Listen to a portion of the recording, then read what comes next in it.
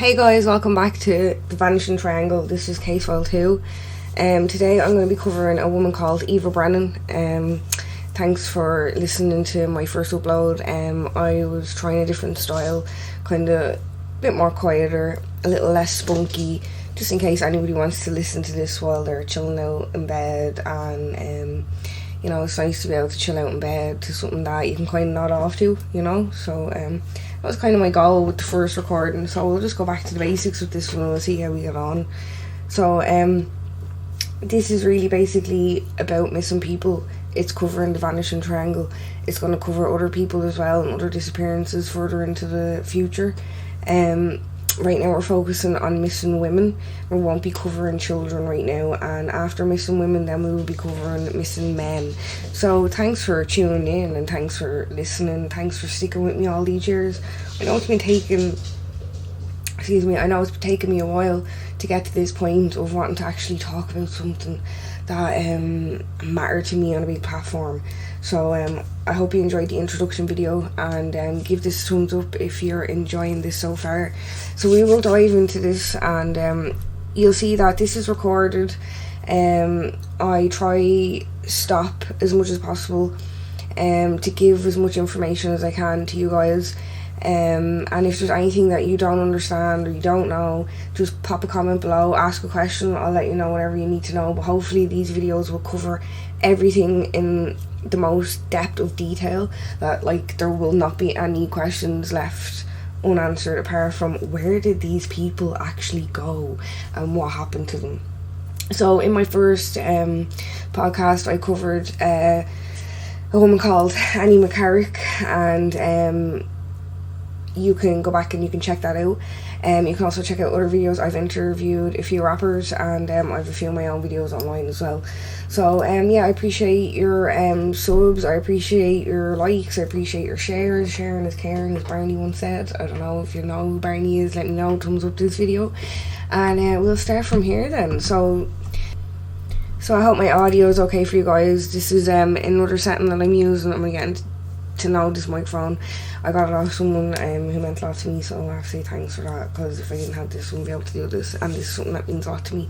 So hopefully in the future they'll join in with these podcasts. If not, also hopefully get their opinions in and across.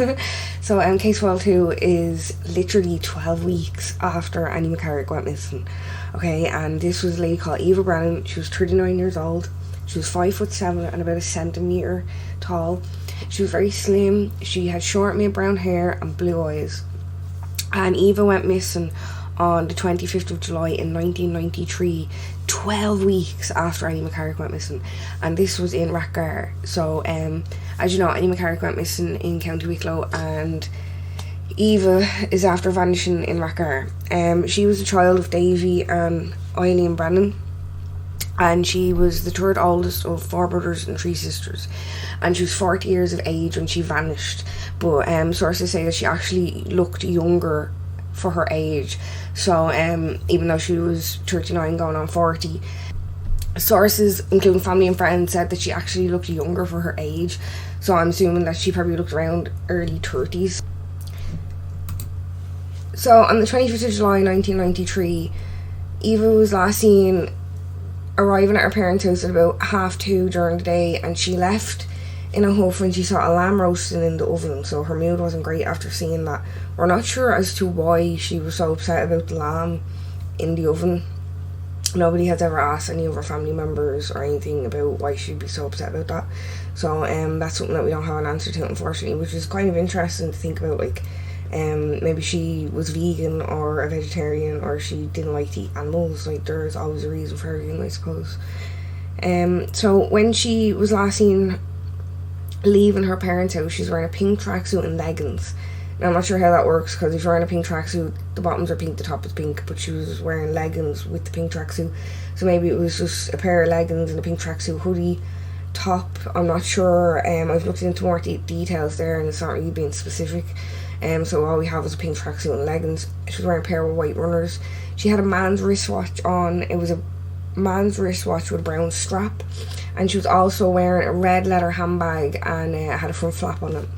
So yeah, she left her parents at about 2:30 when she saw a lamb roasting, so she vanished after having lunch, according to the media, but she didn't actually get to have the lunch because she left before the lamb was finished roasting and she wasn't in a good humour. So she left her parents' house in RATHGAR probably around 2:45 maybe, you know, shortly after the whole situation happened with the lamb. But her sister Colette said that Eva visited her parents every day at lunchtime, and that meant that Eva had a pattern. So, you know, if this was a serial killer, let's say, she had a pattern that was very easy to follow every day because she done the same thing every day. So after lunch at her parents, then she would just go home and stay at home, and apparently, according to her sister and other sources, Eva rarely went out, according to neighbours as well. So she was a very homebody person. So anyway, this is when things started getting a bit, you know, alarm bells start ringing. So her dad went to her apartment because she hadn't been in contact with them in 2 days, which was really not, it wasn't regular for her, you know, like she was there every day having their lunch together. So when he knocked, he got no answer, so he went to a local pub called the Horse and the Hound, and this was actually one of 2 pubs that her dad, Davy, owned. Eva's dad asked a pub staff member to come and help him because there was no answer on Eva's door, so they broke a window into Eva's apartment, and that's when they noticed that Eva's jacket that she was wearing the last night she was seen was just sitting in the apartment, which meant that she did go home, but the house was undisturbed, which meant that there was no break-ins or anything. So I guess that's when the dad went to the guard station because he had a lot of questions to be answered. So before we go any further about the dad going to the guard station and stuff like that, we have been told that Eva was suffering with depression before her disappearance, and even though she was suffering with depression before her disappearance and she left in a bit of a mood, her sister does not think that she was in a state of mind to take her own life, and she was unmedicated as well, which meant that she wasn't suffering severe depression or anything like that, that she needed medication to be managed. So anyway, back to Eva's case with the guards and Eva's parents and stuff. So Eva's parents didn't like the way that the Irish Guard actually handled her case because 3 years before Eva vanished, she moved out of her family home and she got an apartment near the family-owned Ran pub in RATHGAR, right? But even though she was really well known by the people and by her family and the area and stuff, there was actually no initial guard investigation to the family. So basically months went by and the family knew absolutely nothing about what was going on. Like, they had no information. And you think, like, in such a small tiny community like that, someone or something, you know, they say the eyes have, or the walls have ears and things like that, and nothing was seen and nothing was said, and the family had to wait up to 3 to 4 months before they got any information at all. So in the meantime, while they were struggling with lack of information and what was actually going on, there was rumours going around in the village that Eva knew the known double killer, Michael Bambrick. So Michael Bambrick was convicted for the murders of Patricia McGauley and Mary Cummins in Clondalkin. But Colette, Eva's sister, said that this was highly unlikely to be true because Eva had never been to Clondalkin or the south inner city where her killer Michael Bambrick was from. And Colette did say that Eva suffered with depression herself, but she was very happy and she was not on any medications that would make her sway to a certain mind pattern. So Colette said that she didn't kill and bury herself, and she continued to say that whoever killed Eva must have a sane moment sometime and have to look at themselves in the mirror and think of what they have done. During a rational moment, they must experience the same kind of hell my family have been put through. And she also said that she and her family were not happy with the Gardaí or how they conducted the investigation, and more women had to vanish before Gardaí took this case seriously. And Colette said that she wasn't sure how the Garda responded to Eva's disappearance because the Garda never told her.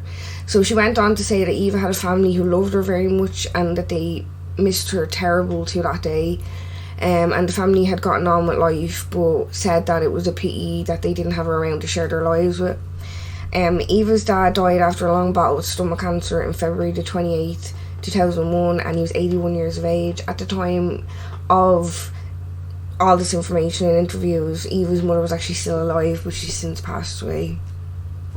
Colette visited Eva's place to clean it, and then the Gardaí done forensics on the apartment a couple of months after her disappearance. Because of her situation and circumstances, the Gardaí obviously didn't suspect foul play or anything like that, so they didn't do forensics until a couple of months later.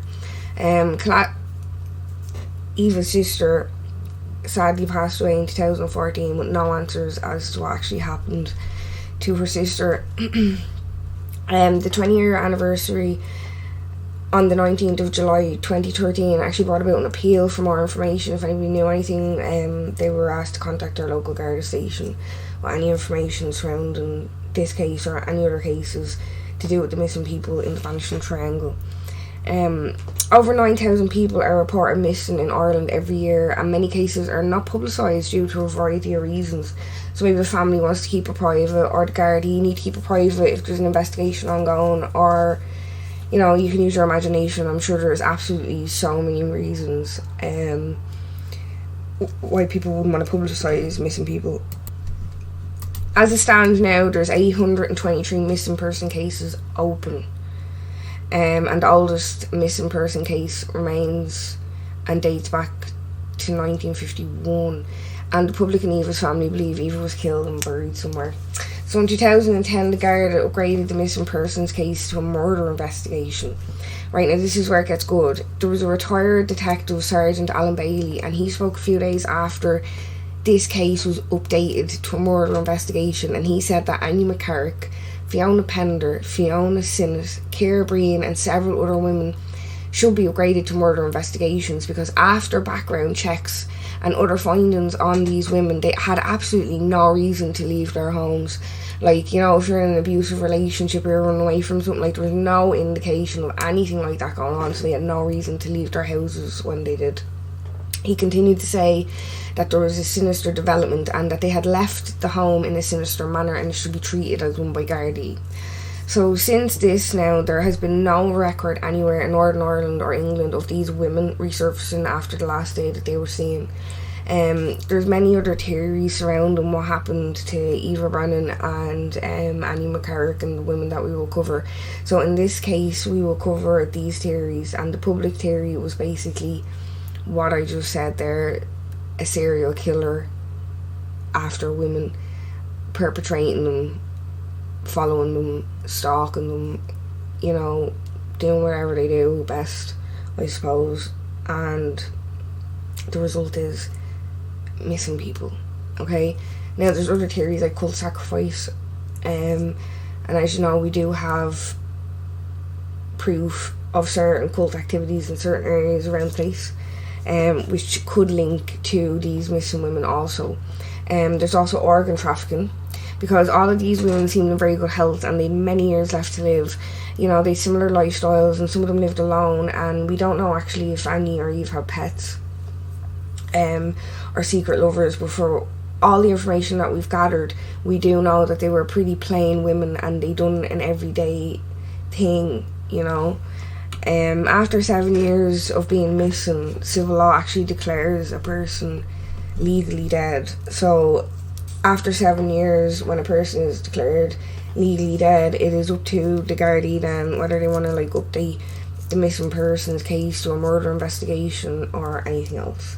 So, you know, there's a lot of loops and holes and things to jump through and swing around and hop over before we can actually get any information to the public about certain things, because there are certain protocols that have to be like carried out before we can know certain things. So this is all the information that we have on Eva Brennan and her whereabouts on the day she went missing, on the 25th of July 1993. So, I mean, like, I've covered all the theories and I've covered all the thoughts and I've covered all the facts in detail. you know, like this took me, every time I take on a case and I research it, like I give myself a good like week or so. Like I do already know the basis of the information, but I like to give myself a good week to, you know, absorb everything what was going on, their mind frames when they went missing, or the parents' mind frames dealing with the missing people, or, you know, things like that. It's really sensitive, and, you know, I cry sometimes, like, looking through all this stuff and writing down the things that I need to write down, because I know at the end of the day, like, all the information isn't going to give us an answer, you know, it's just there to be highlighted. And maybe, like, you know, someone could come across a podcast one day talking about these things, and they say, you know what, it's been long enough, I'm going to ring whoever and I'm going to say whatever, and, you know, we might get some sort of new, fresh leads for any of these women that have gone missing. So, yeah, like, I really appreciate you, like, tuning in and listening.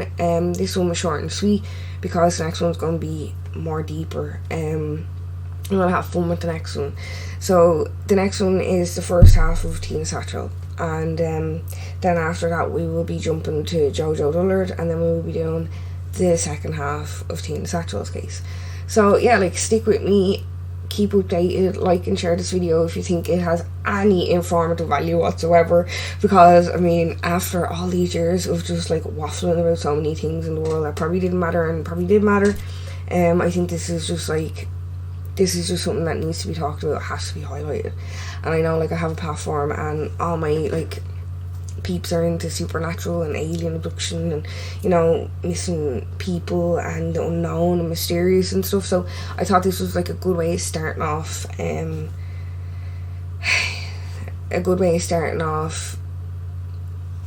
a wonderful platform, because it's doing something positive, it's doing something useful, it's covering people, highlighting people and asking for more information, sharing the information that's there, and hopefully, like, one day it will all come together like a jigsaw puzzle and we'll find the missing pieces. Until then, though, we just have to keep covering these cases, we have to keep talking about what's going on. Like, as I recorded this, like, on my Facebook alone, there was like over like 6 to 10 different missing people this week alone, you know, and I'm watching because, like, it's more in your face when this is something that you do, because you're absorbing everything that's going on around you. And it got to the point I was like, whoa, if I actually tried to cover every single person that was reported missing within a week, I wouldn't even have time to keep up, because by the time they're reported missing and the time that they're reported found, the information isn't taken down fast enough off the internet, so people still think that they're missing and they're still sharing things online about a missing person, and they're not missing anymore because they've actually been found. So it's actually, like, Facebook is great and all these platforms are great for like sharing information and getting the word out, but at the same time it's hard to like get the word back. So once it goes out, it's kind of like a domino effect, and it's very hard to like retract your statement. So, you know, I've seen cases on my Facebook where like someone's gone missing like 2 years ago in San Francisco, let's say, for example, and I won't get it until like 2 years later or whatever, and it comes up on my timeline, and then I'll share it going, oh my god, that's terrible, I have to share that, like, get the word out. And then like I'll actually look into like this missing person in San Francisco, let's say, and it will say like they were found within 4 weeks of that report. So it's just like you really have to like look into your information and your sources and where it's coming from. I mentioned in my first episode where most of my information is coming from, and I will also keep highlighting where the information is coming from, because without these resources we wouldn't have what we have now to talk about what we need to talk about in order to get where we need to go. And hopefully that is to find an answer to what happened to these women. Yeah, so like, I mean, I guess all you can really do is like take care of yourselves, like, you know what I mean? If you're a woman, make sure you have something in your purse to protect yourself. If you're a man and you've got women in your life, make sure you're doing something to keep them safe. If you've got kids or whatever, just make sure you can do as much as you can to keep them safe. This isn't here to scare anybody. This podcast is here to actually inform people, because I think the more you know, the better. And that's really all I can say for now. And thanks for listening, you know. If it wasn't for you guys tuning in and listening all these years, I wouldn't have gotten to this like pinnacle moment of actually going, whoa, my heart is in this. I will still make music. I have what I need to like make my music. I have what I need to produce that, which I'm very grateful for. I've been dealing with my own like kind of thing, and I will talk about that in the future on a blog, hopefully, and I will do it like face to face with you guys, like it won't just be audio. So because I have the hang of the audio now, and I have the hang of the recording of the audio, and I have the hang of uploading it all and everything else and editing and stuff, I hope to have my first episode for the next half of the series to be absolutely live. So you'll see me recording, you'll see me talking live, I'll be on my Facebook, and then after all of that I'll be uploading it to my YouTube. So make sure you stick around for the first episode of the second half of the series, because I will be going live and I will be giving you guys a mobile number, and you can call me and you can ask me whatever you want on my live stream about the case that we're talking about, or about anything else. I will dedicate like a 15-minute time slot to that and first episode of the second half of the series. So please stick around. Do you know what I mean? This is only the beginning, and I guess beginnings are bumpy, but we get there in the end, you know. We just have to hang on. So let's just say it is cult activity, and we just like leave a serial predator out of this for the moment.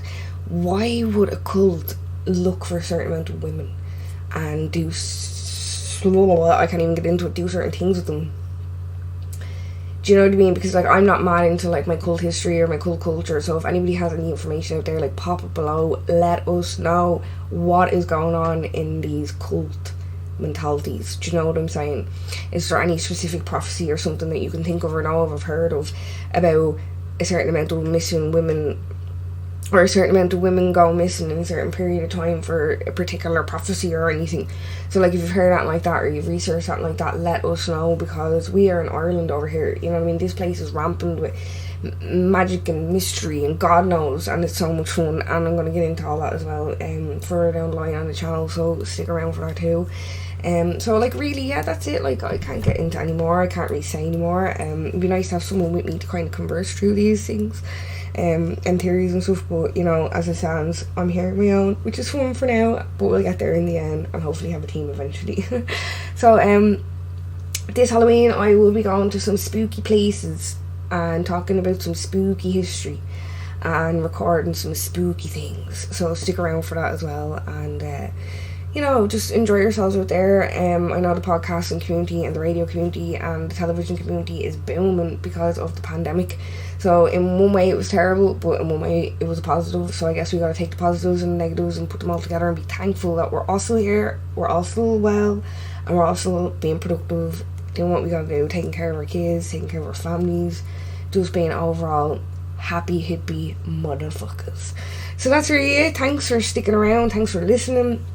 And just let me know, like, what motivates you, what makes your heart pump, what would you like to talk about, like, you know, like, what interests you to the point you're like, you know, I have to talk about this is stressing me out, I feel like more people in my community or my country or my county need to know about a certain thing. Like, what gets you going, you know what I mean? It's one thing to have, like, mysteries and things like that, but it's another to actually have real logical questions without a logical answer. Do you know what I mean? So yeah, that's really all I can say about that. It's fun to delve into the unknown and unusual, and it's good to do it for a good cause. So with that said, thanks for sticking around. This has been the Real Rebecca G, aka Lady Be Lyrical, and you can catch me again anytime, anywhere. Just Google me.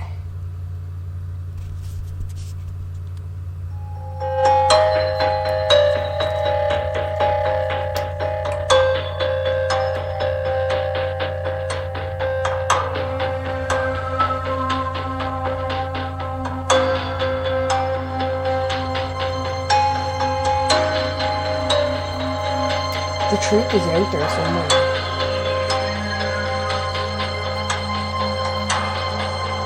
We all have the answers within. But the government's not always telling the truth. Be careful what you believe. Even your eyes can deceive you. stay safe.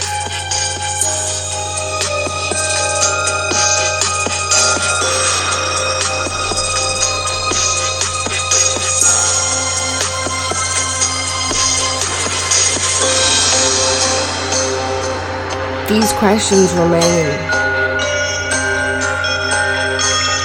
unresolved.